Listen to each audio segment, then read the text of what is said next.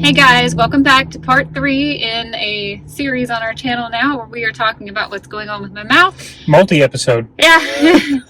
There are two episodes prior to this. I'm going to catch you up real quick. I have a non-cancerous tumor called a granuloma growing in my jaw that I had operated on 2.5 months ago. I believe the dates are getting a little weird. 2.5 months ago. Yeah. And I followed up with my oral surgeon and had another CT scan taken 2 months after the surgery. She thought everything looked great. It looked like it was healing fantastic, and that actually concerned her because it shouldn't be healing that fast. She referred me for a second opinion to another oral surgeon here in town who she used to work with, and he is fantastic. We just left his office. Very intelligent. We're not talking about names and specific clinics in this video. But he took a look at the CT scans that I had done last week, and he does not seem to have any idea of any other types of treatment for this particular granuloma, except for the treatment we are trying at all costs to avoid, which would be a jaw block where they remove my lower, like a puppet, they remove my lower jaw and 5 teeth, and they cut through all those muscles and eventually give me a antibiotic spacer that turns into then dentures, and eventually I would have to rebuild the teeth. And anyway, it's a whole big thing we're desperately trying to avoid. I came away from this appointment, like I always do, discouraged, because I'm looking for someone who does any other type of surgery for this, less extreme, that doesn't involve that amount of facial reconstruction. Michael came away, I think, more encouraged than I did. Here's the thing. Yes. We have such a small sample size of oral maxillary facial surgeons down here that all we're hearing is what they're comfortable doing and not doing. The gold standard, I guess. And the gold standard is to do a block resection, because how else can you guarantee that every single cell that is dividing and proliferating can be taken away by sight? You can't do that by sight. So the surgery that Julie had done the first time, she tried to be as aggressive as she was comfortable being to get, potentially, hopefully, every single cell that was doing that. We still don't know if she did or not. She says, if I did, and this is in fact healing, it's never going to come back. The other doc today says, as high of a rate of recurrence that there is by textbook, then Julie is delaying what will eventually at some point in her lifetime become inevitable, which will require the block resection. And we said, no, we don't want to do that. So the encouraging things that I took away from today is he looked at her after scan and was just as pleased as the other doctor was last week. There was a spot he thought might be concerning. He didn't know, because this is a bone graft over what was left over of Julie's original bone. So the shadowing that he saw, he wasn't sure about, which is why he checked your teeth and said that the roots were all intact, healthy, and the teeth were stable, which gave him great encouragement. What he's saying is, let's be very conservative and scan every 3 months, with the thought in the back of our head that at some point in time, we need to consider all options. He did say he would be comfortable with doing another enucleation. That's the surgery that I had done in February, to see if he could get any more of the cells. But after the second, this is how I read it, after about the second time, and I think the other doctor was kind of saying this too, you never want to have that more than 3 total times, because you're softening and cutting away so much more every time that you're just going to ruin this internal structure anyway. So why wouldn't you just cut it out and rebuild? And like Julie said, we're trying to avoid that. So now he has recommended, he was very high up in the American Association of Oral Maxillary Surgeons, so he has a much wider network, and this is why, another reason why our original surgeon said, I want his opinion on this. They used to work together, and so he recommended guy out of Jacksonville, University of Florida, Jacksonville. That's more of a research type center than Gainesville was.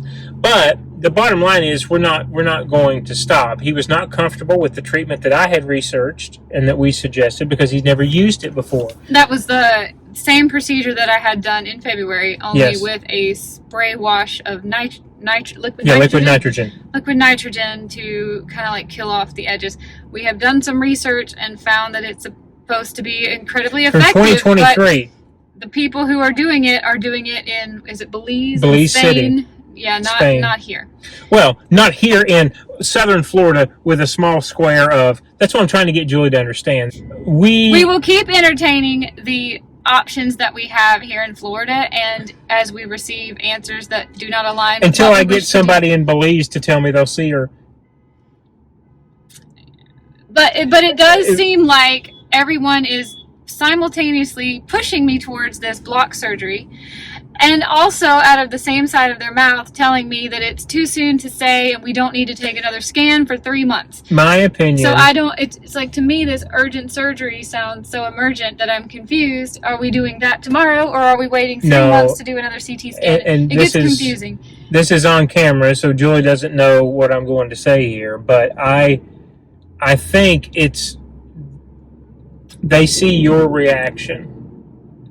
And her reaction is, look, I'm not having that done. We have to do something else, and we're near tears. So I think what they're doing is trying to use their opinion in preparing Julie mentally for what they believe is the ultimate inevitable surgery somewhere down the road. So you at least need to have that in the back of your mind, because when we do see this come back, this is what we think the next step would be. So I don't think it's emergent as much as it is you need to prepare yourself. And we've already said, well, we're not going to prepare ourselves for anything, because I've already found studies, many studies, they might not have been published in the U.S., that say the rate of recurrence with doing an enucleation and treating it with cryotherapy at the margins to kill all of those cells go from anywhere 70%, which is what they told Julie, down to 20%, which is what the surgery she had done was supposed to take it to for recurring, down to small, low single digits. And so, of course, we're going to try that before we even talk about cutting bone away. Like, that's just not an option. It's just not an option. So that's where we go. It's not just cutting bone away. It's taking bone out of my... That's the easy part, right? Literally cutting the bone away, but the muscle, off the all nerve. Of this bone, muscle, and all of my teeth. 5 teeth. Removing my part of my hip bone to graft. I've told them all this. You don't want to get into it. We're not doing it. That's just the black and white of it. We're not. And so we will follow up early fall, which is what both doctors have suggested. It's what even the University of Florida suggested, to get the scan, see where we are structurally. I will also say another encouraging thing is this is the first doctor that's told Julie she has no restrictions. She can bite, she can chew anywhere, she can tear, she can snorkel, she can scuba. She has all restrictions lifted off of her. He also didn't say that he thought it was dead bone. Remember the doctor at University of Florida said exposed bone is dead bone? That's just our motto. You have so many differing opinions on this because it is so rare that we're not going to take 3 doctors' word for you're going to need your bone cut away at some point in time. We're not going to do it. It is so rare, the specific granuloma that I have. The University of Florida only sees about 4 a year. Well, my oral surgeon here in town said she sees 3 a year, exclusively in children, usually immunocompromised children. Yeah. It happens to like 1 in 200,000 people. It mostly happens in Africans. Yeah. It's more common in males. It's more common after the age of, was it 70? It's after the age of 40 or below the age of 12. Yeah. I don't meet any of the criteria for why this happened to me. It was a complete fluke, random thing, and I know that we might be delusional here, but I am so set against having this. No, we're not delusional. They've had public. So there's a journal, and I think I told them this on the video, the Journal of Experimental Dentistry. Well, of course that's who we're going to go to. Those are the ones that put out the studies. There's multiple studies in the last 2 years that show you do not need a resection. The number of people in the hundreds of individual surgeries that are shown on sample sizes that ever needed follow-up. They followed up for over 5 years. That ever needed a jaw resection were two individuals out of those multiple hundreds. And remember, we spanned the ages of 12 to 74, 76 was the age range of these patients. So we're absolutely not stopping with 3 docs' opinions in Florida. That's not happening. We also have a Mayo in Jacksonville too, Mayo Clinic, by the way. Well, what would they do different? They're Mayo. They would probably have seen more of these, or at least reading the literature. None of these folks seem to read. I will say the guy today he had heard of the cryotherapy, but he was not comfortable working with it, is what he said. We're like, well, why not?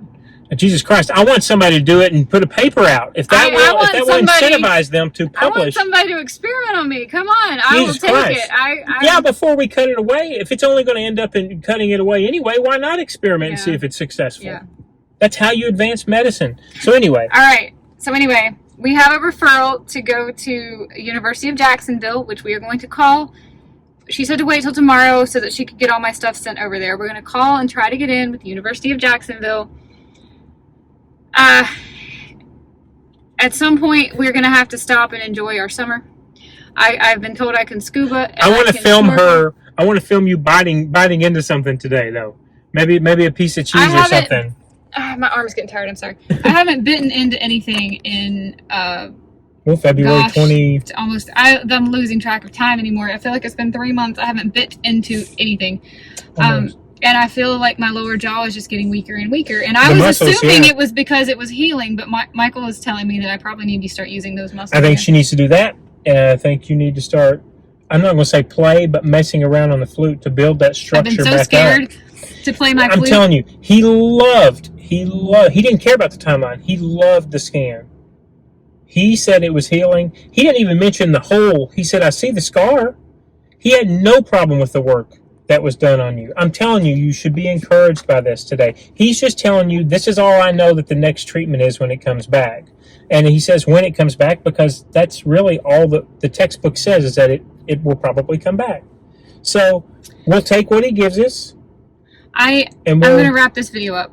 I'm doing these videos. I hope no one is sitting through this video who's not enjoying it. I'm doing these videos in case there's anybody else out there who's going through a granuloma cyst in their jaw like I am, who's desperate for answers, who wants to know what the path is looking like. I'm documenting this for my sake, and I just hope if it helps even just one person through their journey. I need friends. I need to know people who've been through this. Take one physician's word for something that extreme. Ever. They work for you. You pay them. If you don't like the answer, you seek someone else out. My God, with the internet, we've got millions of doctors that we can go through. Yeah. And so, like Julie said, since it's happening to us, if anybody else is going through it, we're hoping this can be a resource to at least show you how to start doing something before. So far, we've found 3 ways not to make a light bulb, but we're not going to stop until we make a light bulb. Yeah, Edison didn't stop. I got 997 more oral surgeons to go through, I guess. No, maybe not that many. I'm going to have to get more specific now. I thought showing these folks the research would make them want to do it or read up on it, and they don't seem to care. So we'll go to a research center. That's okay. I will continue to update as I have updates to make, but I appreciate anyone who made it this far. Wish me luck, please. I wish the best for you, and I'll keep you posted on how this one day at a time situation goes. One day at a time. Bye, everybody. Bye-bye.